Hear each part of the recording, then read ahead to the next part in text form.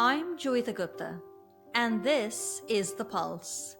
Health equity means the attainment of the highest possible level of health for all people, regardless of race, geography, preferred language, disability, gender identity, socioeconomic status, and other factors. Achieving health equity requires reducing unnecessary and avoidable differences that are unfair and unjust.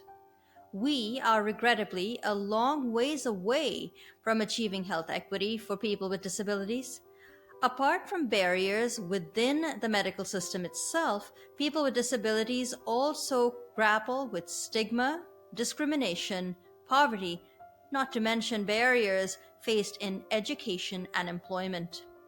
After the pandemic, and against the backdrop of a rapidly aging population, the question of health equity for people with disabilities looms large over all of us. Today, we discuss disability and health equity. It's time to put your finger on the pulse.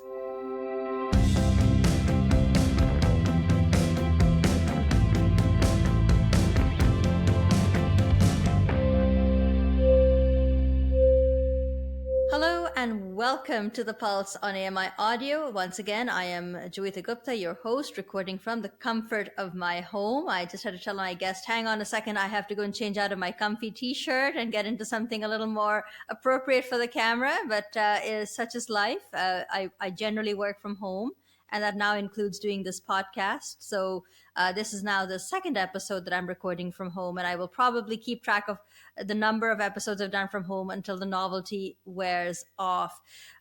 Speaking of new things, there is a new and exciting person in town, by which I mean someone who's just moved to Toronto all the way from Australia, and she joins me today as my guest on the program.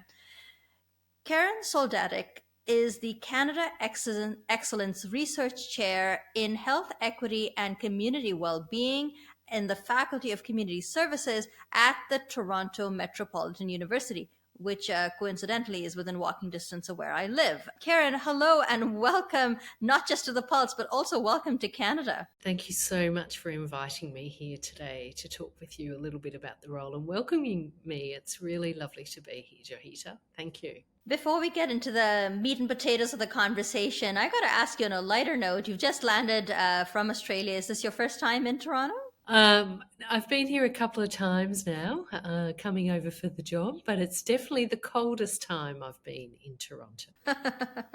I'm sure it was quite a shock from Australia, where I imagine it's actually quite warm this time of year. Yeah, when I came, it was, when I left Sydney, it was 38 degrees Celsius. And when I arrived in Toronto, it was something like -10. So quite. My goodness. Yeah. Yeah, that's quite a change for sure. Off the top of the program, you heard my monologue, and I felt, to be frank with you, like I'd swallowed a textbook and said a lot of nothing. Tell me in your own words why health equity is such an important concept and why you are drawn to health equity in particular as something that you wish to study. Thanks, Joeita. That is a great question. Well, I think what you really spoke about was the official discourse around health equity. And health equity is really about social processes and social institutions, including the hospital system and the medical system. But anything from discrimination in the workplace, socioeconomic inequality, or class status and demographics. As you said, things around where people live, so the spatial dimensions. All of these dimensions come into play and really shape the health outcomes, which become the life outcomes for people. So if we think about, I think the most common one to think about really is the relationship between poverty and disability. Now, we know that is quite a dynamic relationship. If you are poor or work in low-paid labour, you're more likely to actually acquire a disability across the life course. But once you have a disability, then because of practices of discrimination and marginalisation and stigma, you're more likely to live in poverty and have much less access to the health system. So there are a number of physical barriers around the health system, attitudinal barriers around the health system, that prohibit people with disabilities gaining access and to medical care and services that they need. But there's also a number of attitudinal that conflate notions of health with a person's disability. So often you hear about people with disabilities stating, "Oh, well, I went to the doctor, I told them my symptoms, and they just said, oh, well, that's from having cerebral palsy." And then later on down the track, a secondary condition develops because those symptoms were misdiagnosed. So it's a very tricky relationship in thinking about health equity and people with disabilities, because we've got to think of the long-standing historical conditions that discriminate against people with disabilities and how social and health institutions really develop over that time, actively excluding people with disabilities. And then also those other social dynamics around inequality and poverty that lead to the production of disability in and of itself. So, from a disability perspective, we're always thinking about that broader dynamic, not just the single dimension of health equity in and of itself. You are now starting a new job, an 8-year position at Toronto Metropolitan University. What is that going to entail? So, the job here at TMU is actually a Canadian Excellence Research Council funded research program. So, even though my role is designated chair, I'm really chair of, I guess the best way to conceptualize it is to think of a CERC as establishing a mini research centre around a core area of policy significance. And when I say policy significance, if you think of chair positions of this nature, we're usually focused on core areas that have emerged in recent times in Canadian policy, where governments understand that they need more scientific knowledge and scientific rigour to address that problem. So, for example, here at TMU, we have a CERC in immigration. But I mean, in terms of my position, really, my position, you can really see how this is generated by the interest in someone like me picking up a CERC is really generated by COVID and the outcomes of COVID. So, one thing we know about COVID is people with disabilities were more likely to get COVID or become extremely socially isolated and marginalised within the broader socio-economic system because of COVID. Yeah, and had trouble with vaccines as well, couldn't access vaccines to the same extent. Absolutely. So there's that aspect. We know that COVID was highly racialised. It had a significant structure around socio-economic inequality. So people who were on low incomes or lived in low income areas or were extremely poor couldn't access the medical services that they needed because the infrastructure wasn't there. So really what my CERC is about looking at those broader social dynamics that really lead to those kind of inequalities that occur in everyday life. And what the pandemic really did was highlight how significant those health inequities were across the population much more broadly. And really has forced the hand of governments to think about quite deeply what does social policy and health policy and economic policy actually mean if we're really going to address health inequities within our community. Yes, and it is easier said than done, because you think about the Canadian example, you're not just dealing with one level of government, you're in fact dealing with three, each of them contributing to the health equity question in different ways. How does your research, or the research you intend to undertake, tackle Canadian federalism and the fact that it's the provinces that administer the healthcare, but it's often factors within the local community? And I'm thinking of something as banal as, whether you have access to regular transit and the Whether it's you, whether you're within walking distance to a clinic, or you have access to a vehicle. Those are the local factors that play into anyone's ability to access healthcare, regardless of people with disabilities. And I venture a guess that those local factors are exceedingly detrimental to people with disabilities who have some unique challenges. To take my example about transit, have some unique challenges around transit. So, how does someone looking to address health equity possibly begin to wrestle with the complexity of this issue? That's an extremely large question, Joeita, and I don't think I'm going to answer it all today. But I'll come back to the part where you asked, what, I guess, where are we starting? And I think the starting point is particularly important. So we're starting, I guess, on multiple fronts. One is to actually look at national data, and look at national data in relation to how health questions of health equity for all population groups is actually spatialized, and that spatial dynamic is about local level policy, and about provincial policy and national policy. And not just that as they operate individually, but also the way in which these policies intersect and mobilise to either work in the interests of health equity or work against health equity outcomes. And part of that is really thinking much more broadly about, well, what is health equity? Health inequities really actually emerge from lack of access to sustainable community well-being.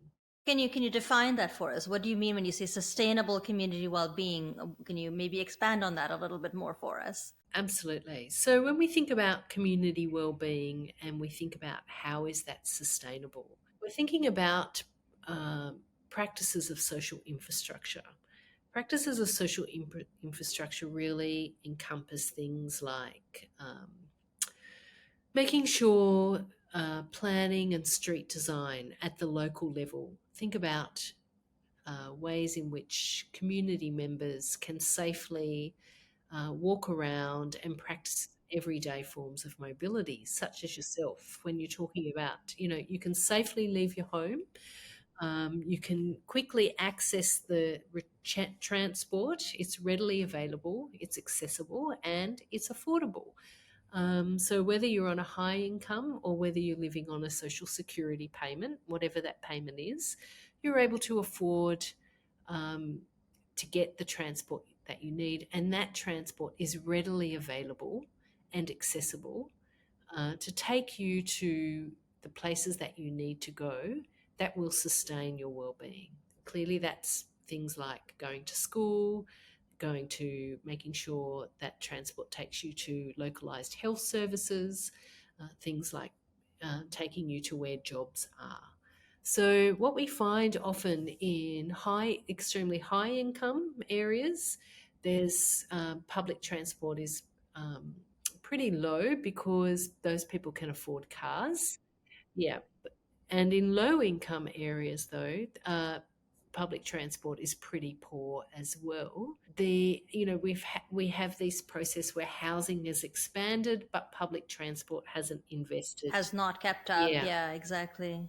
And that's true for a lot of infrastructure. I mean, you have housing expanded, but you don't have access to green space, for example. Exactly. That's a big part of a healthy community, right? Yeah. You have nowhere to walk except concrete and more concrete. Yeah. So And places that people gather. So, I mean, dog parks are a great example. When you have spaces where people can take their animals to hang out and exercise, often friendships form in those dog parks around the shared commonality. So you're not being socially isolated. You're actually having contact with others. You're exploring what's happening in your local community and learning about the facilities informally with other members of the community who are also out with their dogs. So it provides a range of benefits beyond the physical activity, beyond the exercise and the well-being of your relationship with your animal, which we know actually offers a range of deep emotional benefits. but it also provides you opportunities to interact with people in your local community. And that is significant in bringing down social isolation and promoting social information that's occurring that really will help you to engage in your local community and give you confidence. Yeah, infrastructure actually really matters, and we really don't think about it enough in terms of health equity. No, we don't. In fact, if you'll indulge a silly question, that I think that the healthcare system is rather a little too preoccupied with disabilities, diagnosing it, fixing it, curing it, preventing it. But I don't really feel like the conversation around health equity or even taking a critical disability lens to the treatment of impairments has come to the forefront. This is just my uneducated you know guess as someone, I mean, I'm not the expert here, but if you had to think through how the healthcare system itself can become more responsive, firstly to the needs of people with disabilities, but in doing so embrace some of the broader issues around health equity, how might the healthcare system go about doing that? Um, I think that there's lots of ways that that can possibly be done. And one of the things about this role and the team and the work that we'll be doing as a team and across TMU with our affiliated research fellows is understanding the complexity of the healthcare system. The first one is thinking about what does the right to health actually mean? What does that entail? And the right to health really is an all encompassing um, basic human right, especially for people with disabilities, because it's really bringing in the socio-economic and cultural sphere and the affirmation or the positive re-evaluation of people with disabilities as active and contributing members of the community. One of the problems that we know with long-standing Western medical discourses is that it looks upon disability um, too often as a deficit rather than thinking about as an opportunity to learn and understand, and as an opportunity, as part of the natural diversity of the human species. I mean, all species have diversity, and having a disability is just a natural part of that disability, part of that human experience. Yeah, so rather than thinking it as something as different and negative, it's actually one of the things that really needs to occur in kind of health and medical discourses that dominate public health delivery is thinking about, well, how do we sustain people in their everyday practices of well-being rather than trying to intervene and change people with disabilities. Often, most people with disabilities don't often need health and medical interventions. What they need is availability of appropriate information, availability and accessibility of appropriate services. People recognizing them as valuable citizens and what people with disabilities contribute to their local community and economies, and giving them a job so they can have the same earning capacity as anybody else and therefore engage in lifestyle activities that will really sustain them and enable them to flourish and affirm who they are. So, a lot of what disability actually brings is it brings, I guess, in terms of the dominant medical discourse, what it really brings is some basic challenges to how we understand the human body and how we understand well-being and what are the possible responses to that. One of the things that we're doing here, and one of the core research pieces that we're doing here, is actually thinking about health communications and not just thinking about health promotion, but thinking about what does ideas around communication, non-able-bodied ideas, non-normative ways of thinking about communication, what can that add actually to health service delivery? I suspect it'll help everybody. Most people come out of the doctor's office thinking, they've just been spoken to in gobbledygook. Whereas this push towards plain language might actually mean that more people are understanding their diagnosis and having maybe conversations with their healthcare provider with greater confidence, regardless of whether you have a disability. Exactly. And that's exactly the types of things that we're trying to think about and really explore. One of the other things is thinking about medical and health messaging across social media platforms. And we really saw this within the pandemic, and that is the way that a number of ideas around, intervening at a personal level in COVID, and conspiracy theories and so forth were driven across social media platforms that really promoted significant misunderstanding, increased risk for individuals. And that's really because we didn't have a very good handle on the new role in which social media plays in managing health communications at a general public level. Because, the digital platform era is really quite new. So one of the things that we really hope to bring in is, the ways in which people with disabilities utilize different social medias within the community itself in sharing information, the ways that learning can be expanded on to be shared across other communities, so information can be presented in ways that gives people confidence in the health system and the information that they need, not just at times of crises, but in an ongoing way, so they feel prepared for whatever situation might emerge in relation to their health and well-being. Karen, this is such an unfortunate situation because you just picked up on this whole point about social media, and I'd have loved to talk to you more about it. But I'm looking at the clock, and as with all good things, this too must come to an end. I want to thank you so much for talking to us about your job, but also shedding light on some very complicated but important ideas about health equity and it goes without saying that it's so relevant to people with disabilities to have these conversations, and I hope you'll come back and have those conversations with me again as you get settled in and as you achieve some milestones in your new position. Thank you. We'd love to come back, especially with some members of the team that can talk a little bit about their expanding work as well.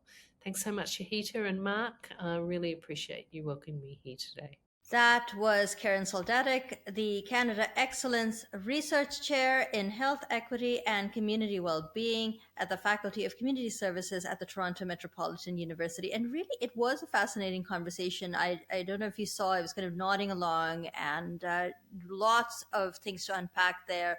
I'll definitely include in the description down below Karen's TMU webpage in case any of you wants to read up more about her previous work, which is really fascinating as well. And if you have, and then you'll also have a way to get in touch with her if you're so inclined or what have you. As I said to Karen, it is time to go. And you can see my heart is heavy because I do not want to go, but time to wrap up. And if you do have any feedback about the show, please write us at feedback@ami.ca or give us a call at 1-866-509-4545. That's 1-866-509-4545. And don't forget to leave your number and give us permission to play the audio on the program.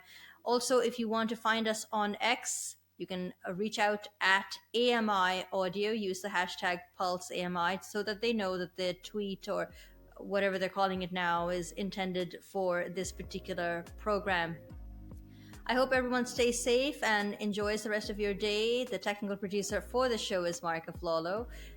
Ryan Delahanty is the coordinator for AMI Audio Podcasts. Andy Frank is the manager for AMI Audio. And I've been your host, Joeita Gupta. Thanks so much for listening.